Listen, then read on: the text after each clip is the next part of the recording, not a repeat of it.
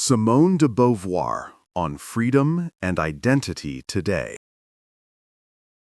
Simone de Beauvoir's profound philosophical contributions, particularly her explorations of freedom, responsibility, and identity, remain startlingly relevant in our hyper-connected, yet often alienating modern world.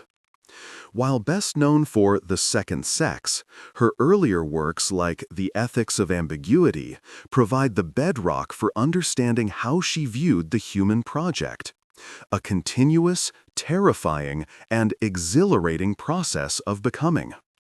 Forget the dusty academic interpretations. Beauvoir offers us a vibrant, intensely practical guide to living a meaningful life right now, in the middle of all the noise. The anxiety of unfettered choice, freedom as a burden. For Beauvoir, human existence is characterized by what she calls transcendence, the ability to constantly project ourselves into the future, to define ourselves not by what we are, our facticity or past, but by what we choose to be. This is the root of our radical freedom. We are not objects defined by nature. We are subjects continually defining ourselves through action. But here's the twist. This freedom isn't a comfortable blanket. It's a weighty, dizzying burden. If we are fundamentally free, then we are totally responsible for every choice we make. There's no God, no preordained nature, and no fixed self to blame. This terrifying absence of external validation or definition is what fuels anxiety and often tempts us toward bad faith, mauvaise foi. Key: the trap of bad faith. In today's context, bad faith is everywhere. It's the tendency to escape our freedom by pretending we are not free or by treating ourselves or others as mere things, en soi, rather than free, conscious beings, pour soi. Think about the follower, the person who rigidly adheres to a prescribed social role, trend, or ideology. E.g., I can't quit this job, I'm just a corporate drone. Or, I must buy this, I'm a good consumer. They deny their power to choose differently. The censor, the one who views another person only as a means to an end, a server, an audience number, or a political tool, stripping them of their subjective freedom. The postponed life, the belief that I'll start living authentically when I retire, get rich, find the perfect partner. This delegates today's freedom to a future fixed state.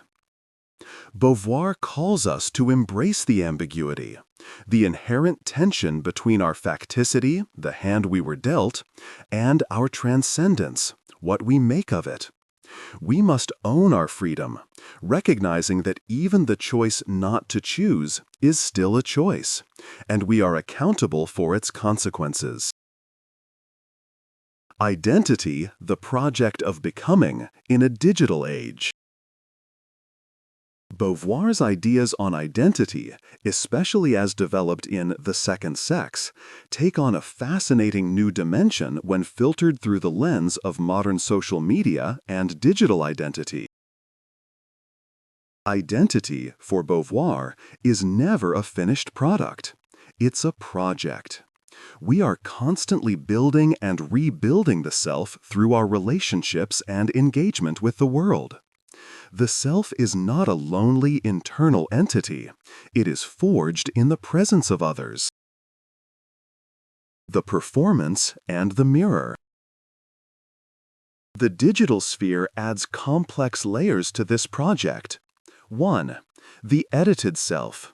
Social media encourages us to curate a highly filtered, aspirational facticity, a fixed, glossy image of who we are.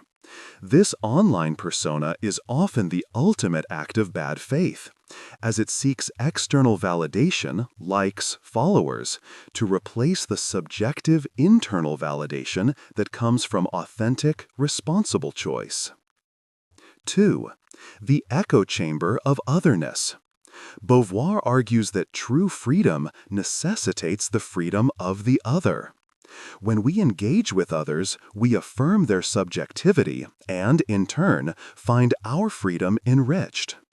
Today, however, our digital lives are often defined by echo chambers. We only engage with those who affirm our existing views. This willful refusal to confront genuine otherness shrinks our own existential field and limits the scope of our freedom.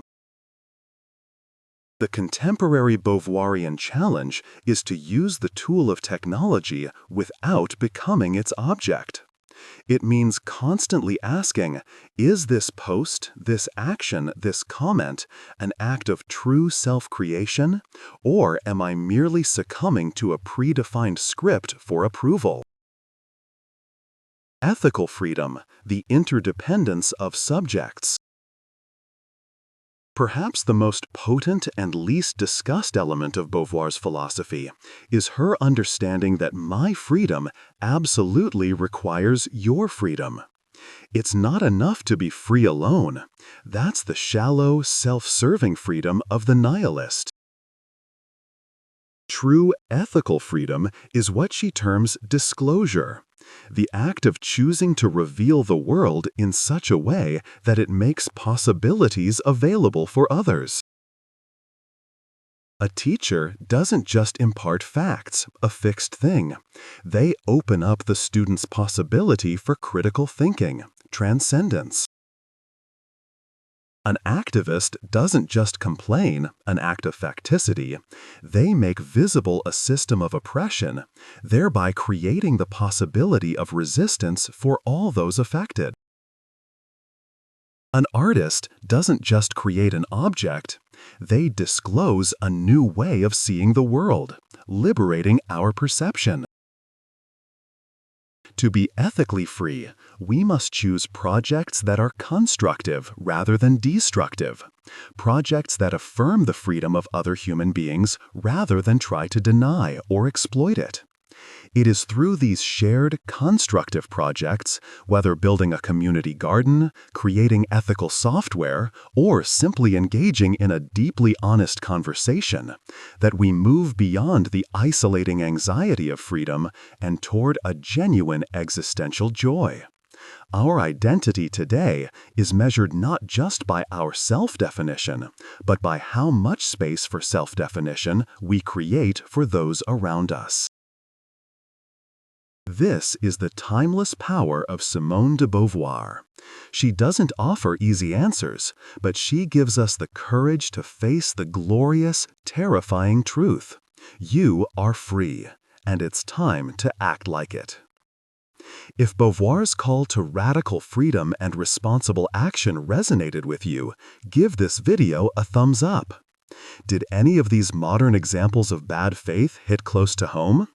Let me know your thoughts and what your biggest project of identity is in the comments below. And, as a true Beauvoirian act of transcendence, subscribe to join our community as we explore these deep ideas together and create more space for meaningful discussion.